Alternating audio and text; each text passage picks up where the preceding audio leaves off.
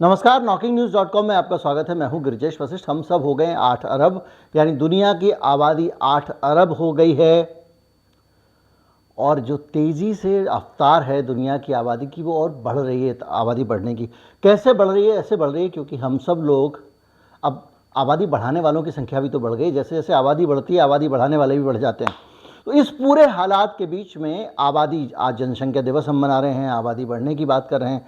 बहुत सारी ऐसी चीज़ें हैं जो इस पूरे हल्ले के बीच में कहीं खो जा रही हैं। हम लोग बात तो कर रहे हैं कि हमारी आबादी कितनी बढ़ जाएगी, कितने हो जाएंगे, ये हो जाएंगे, लेकिन इस आबादी के बढ़ने से हमारा और आपका भविष्य क्या होगा, दुनिया का भविष्य क्या होगा, हालात क्या होंगे, इस सब पे आज हम बात करेंगे, समझने की कोशिश करेंगे कि इस पूरी दुनिया में जितने लोग रह रहे हैं वो क्या खाएंगे, क्या पिएंगे, कहाँ रहेंगे।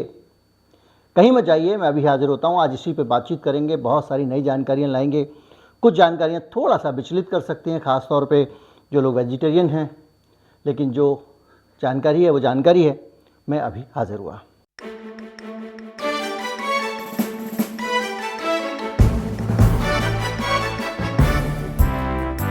किस देश की आबादी आगे निकल जाएगी, भारत आगे होगा, चीन पीछे होगा, ये सब मैं वीडियो बना के बता चुका हूँ। मैं आपको बता चुका हूँ कि जनसंख्या वृद्धि की दर क्या है।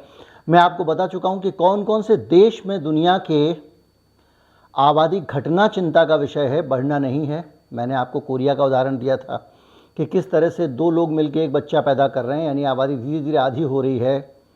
और जो जितना भी किम जोंग से डर रहा हो कोरिया, उसके लिए ज़्यादा बड़ा खतरा ये है कि आबादी की दर तेज़ी से घट रही है। वो डेटिंग इवेंट कर रहे हैं, रात को दफ्तर जल्दी शाम को बंद करवा देते हैं, लोगों से कह रहे हैं डेटिंग करो, प्यार करो, ये करो, वो करो, बस इस देश को कुछ आबादी दे दो। तो ये पूरे जो आबादी के बहुत सारे कंसर्न हैं। मैंने बताया था रिप्लेसमेंट कितनी रेट जो होती है 2.1 होती है, और दुनिया इस समय जब आबादी हो रही है तो 2.1 रिप्लेसमेंट रेट है हमारा। और उस रिप्लेसमेंट के हिसाब से आबादी स्थिर रहनी चाहिए। लेकिन ये जो दुनिया के जो आबादी के आंकड़े आते हैं, जो आप हमको बता रहे हैं कि हम 8 अरब हो गए हैं, वो आंकड़े एक जनसंख्या घड़ी के आधार पर चलते हैं, पीछे की तरक्की के हिसाब से जो कंप्यूटर ने कैलकुलेट करके बता दिया है। लेकिन अब जो रिपोर्ट आई है वो ये कहती है कि 2030 तक आबादी 8.5 अरब, 2050 तक 9 अरब 70 लाख और 9 अरब और 70 लाख, हाँ। इसके अलावा 2100 तक 10 अरब 40 लाख हो जाएगी। भारत की आबादी चीन को पीछे छोड़ देगी, जैसा मैंने आपको बताया। अब अगर इस पूरी मंत्रणा के बीच में आप असल मुद्दे पर आएँ तो आपको ये लगेगा कि इतनी सारी आबादी के लिए रोटी, कपड़ा और मकान का इंतज़ाम कैसे होगा। ये बड़ा एक मसला है, क्योंकि 30 साल में 2 अरब आबादी और बढ़ जाएगी, और इसकी ज़रूरतें कैसे पूरी होंगी। तो एक अगर मकान की ज़रूरतों की बात करें तो हमारे पास अभी एक तो भूमि है धरती पे, और ख़ास तौर पे एशिया को छोड़ दें, बाकी दुनिया के देशों में जाएं तो भूमि का अभी अनुपात ठीक ठाक है। इसके अलावा हम लोगों ने वर्टिकल डेवलपमेंट शुरू कर दिया है। एक मकान की जगह पे अब 100 बन जाते हैं। तो ये तो हो गया आवास की समस्या का हल। तो मतलब एक समय निकाला जा सकता है, मानवता निकाल सकती है। दूसरी समस्या है मकान के अलावा रोटी की। रोटी कैसे आएगी, पूरी दुनिया के लिए भोजन कैसे होगा, क्योंकि मकान एक बार लेता आदमी, भोजन तो रोज़ खा रहा है। तो इस पूरी अवस्था में भोजन का इंतज़ाम कैसे होगा। पूरी दुनिया इसको लेकर अलग अलग तरह के चीज़ों में लगी हुई है, और लोगों को समझ नहीं आ रहा है कि भोजन का इंतज़ाम कैसे होगा। लेकिन आज हम ये समझने की कोशिश करेंगे कि भविष्य का भोजन दुनिया का क्या होने वाला है। शुरुआती तौर पे हम ये जो तरीके अपना सकते हैं जिससे हम कुछ समय तक बच सकते हैं, रिटेन कर सकते हैं। और ये समझना पड़ेगा कि दुनिया में 85 करोड़ लोगों के सामने आज भी भूख का संकट है, और हम और ज़्यादा जोखिम ले नहीं सकते। इसलिए हमको अब जो लैंड यूज़ है उसको चेंज करना बंद करना पड़ेगा। खेती की ज़मीन मतलब खेती की ज़मीन। अब वहाँ ना तो SEZ लगे, ना इंडस्ट्री लगे, ना किसी लाला देव बाबा देव को कोई ज़मीन अलॉट की जाए, किसी लाला सेठ गिरधारी लाल को ना की जाए, किसी पूंजीपति को ना की जाए। ज़मीन का इस्तेमाल मनुष्य के लिए हो। जंगल ना काटे जाएं, क्योंकि जब मनुष्य की आबादी बढ़ेगी तो ऑक्सीजन की आवश्यकता होगी। ये सारी चीज़ें आपको सबसे पहले करनी होगी, यानी लैंड रूल जो है वो बदलना बंद करना पड़ेगा। और इसी तरह से आपको खेती में भी जाहिर बात है एडवांसमेंट करना पड़ेगा।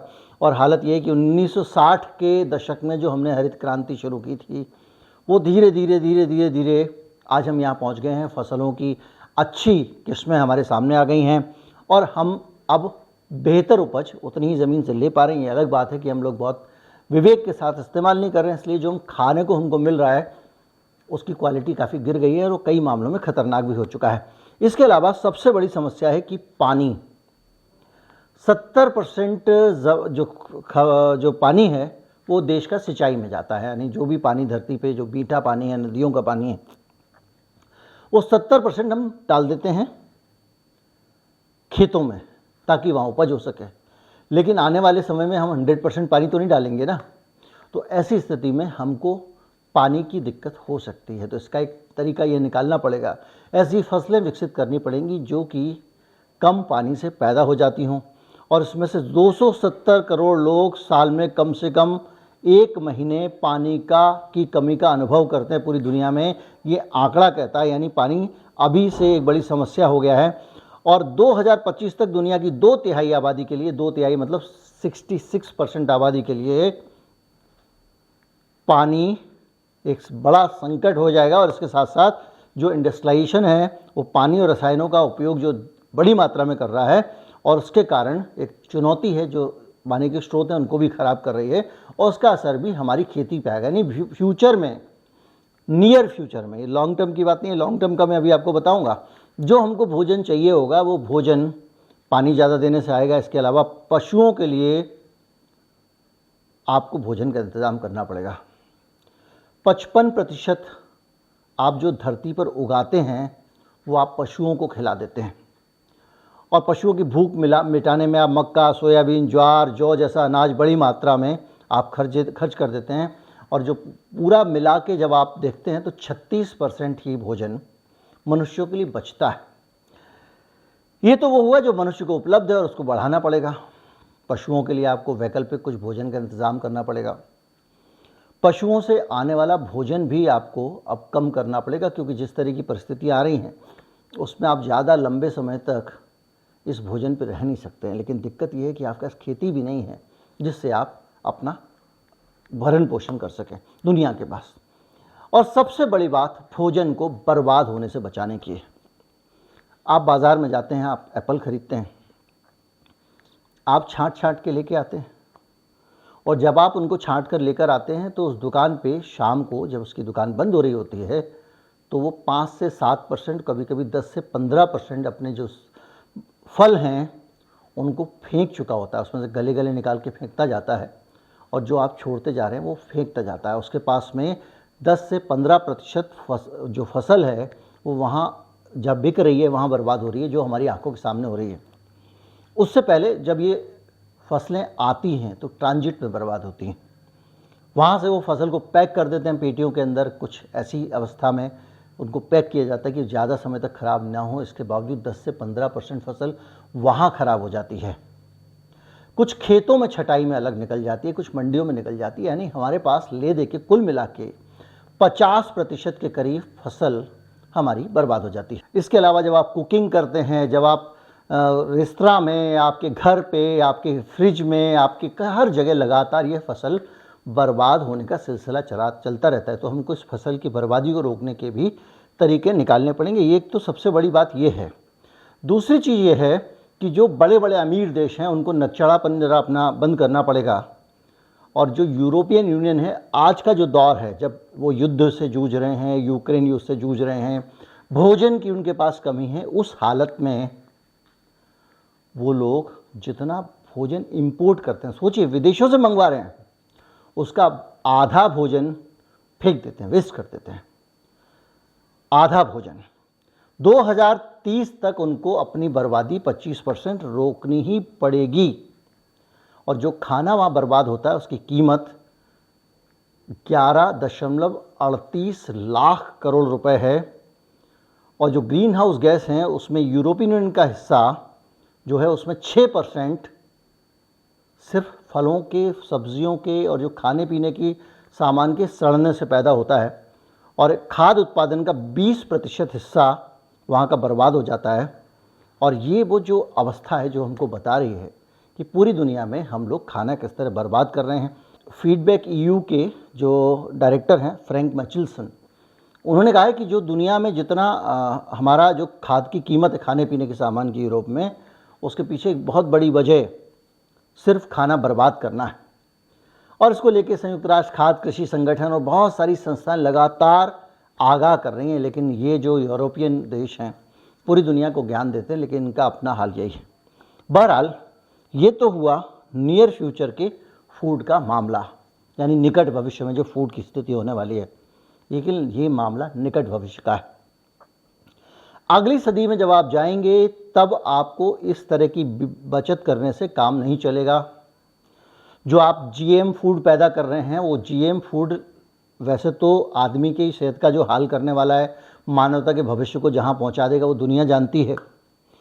उसके बावजूद वो भी लोगों की ज़रूरत पूरा करने में कामयाब नहीं होगा। मैं आपको एक जानकारी इस वीडियो के बीच में दे दूं कि भारत में जो मक्की पैदा होती है या मक्का पैदा होता है, उसकी डिमांड दुनिया में बहुत तेज़ी से अचानक बढ़ गई है। बहुत तेज़ी से लोग भारत से इंपोर्ट कर रहे हैं और उसकी वजह यह है कि भारत की जो मक्का है वो जीएम नहीं है, जेनेटिकली मॉडिफाइड नहीं है।